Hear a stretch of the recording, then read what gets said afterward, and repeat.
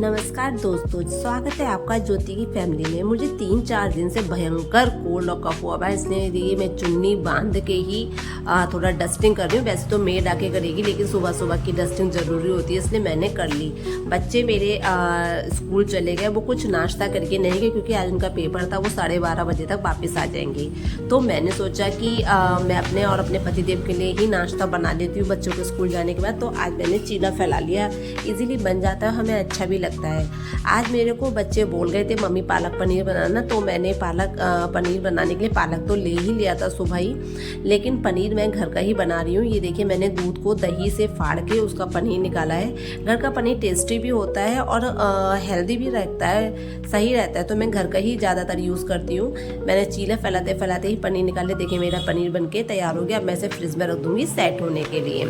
ये मेरी black T बन गई। मेरे पतिदेव भी नाश्ता करके ऑफिस चले गए। अब मैं तसल्ली से नाश्ता कर रही हूँ। ये इसे थेपला कह लो या चीला कह लो, बहुत टेस्टी बनता है। ये आटे, बेसन और सूजी का है। नाश्ता करने के बाद थोड़ा सा रेस्ट करने के बाद 12 बज गए थे। मैंने सोचा पालक पनीर भी बना लेती हूँ। पनीर मेरा सुबह बन गया था। पालक मैंने धो के अच्छे से ये बॉईल करने रख दिया। इतने मैंने सोचा कि टमाटर क्रश कर लेती हूँ। मैं इसे ग्राइंड नहीं करती हूँ क्योंकि मुझे इसका बीज और छिलका निकालना होता है। मेरा पालक भी बॉईल हो गया 5-10 मिनट में, तो अब मैं इसे दूसरे कटोरे में निकाल के रख दिया जिससे ठंडा हो जाए।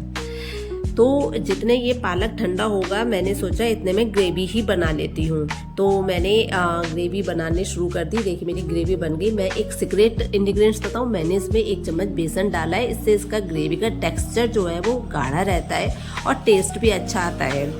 मेरी ग्रेवी भी बन गई थी, पालक भी बॉयल था अभी, लेकिन गर्म था, तो मैंने सोचा इतने में आटा ही लगा लेती हूँ तो काम जल्दी से हो जाएगा। मैंने आटा तो बैठ के लगाया था, लेकिन ये जो इसको मैं आटे को ना अच्छे से चिकना करती हूँ तो वो खड़े होके ही अच्छे से जोड़ लगता है, तो इसलिए मैं इसे खड़े होके ही इसे बार बार करती हूँ। इससे आटा मतलब बहुत अच्छा चिकना हो जाता है, रोटी बड़ी अच्छी आती है। मेरा पालक भी ठंडा हो गया था, मैंने सोचा इसे भी ग्राइंड कर लेती हूँ। इस पालक में मैंने अदरक और हरी मिर्च और डाली है। ये लीजिए, मेरा पालक भी ग्राइंड हो गया है। देखिए हो गया। अब मैं इसको उस बनी हुई ग्रेवी में डाल दूंगी। आपसे बात करते करते कैसे काम हो जाता पता ही नहीं चलता। देखिए ये मेरा गया पालक ग्रेवी के अंदर। तो अब ये मेरा पालक पनीर बन गया। बच्चे भी आते ही होंगे, आटा भी मेरा लगा भाई है। ये सारी मेहनत मैं इतनी परेशानी में भी कर रही हूँ बस बच्चों के एक लाइक के लिए। जैसे हम लोग वीडियोस डालते हैं और हमें आप लोग लाइक करते हैं, सब्सक्राइब करते हैं, तो हमें खुशी महसूस होती है। उसी तरह से जब हम ये खाना बनाते हैं और बच्चे उसे लाइक करते हैं, उसकी तारीफ करते हैं ना, तो यकीन मानिए ऐसा लगता है हज़ारों लाइक एक साथ मिल गए हों। बहुत खुशी लगती है सब चीज़ों की। और माएँ कितनी भी परेशान हो, कितनी भी बीमार हो, बच्चों के लिए ना सब कुछ करने के लिए तैयार रहती हैं। देखिए मेरा पनीर भी सेट हो गया है और अब मैं इसमें ये डालूंगी। ये मैंने डाल दिया। अब ये 10-15 मिनट मैं इसको पकने के लिए छोड़ दूंगी मध्य आंच पर, तो ये और अच्छा थोड़ा गाढ़ा भी हो जाएगा, टेस्ट भी इसका बहुत अच्छा आएगा। अब बच्चे भी मेरे आ गए, मैंने रोटी बनाना शुरू कर दी। ये मैंने देखिए रोटी बना के बच्चों की ताली लगा दी। अब जो बच्चों का इम्प्रेशन है वो बताएगा कि मेरी मेहनत। ये देखिए मेरा पालक पनीर बिल्कुल तैयार है।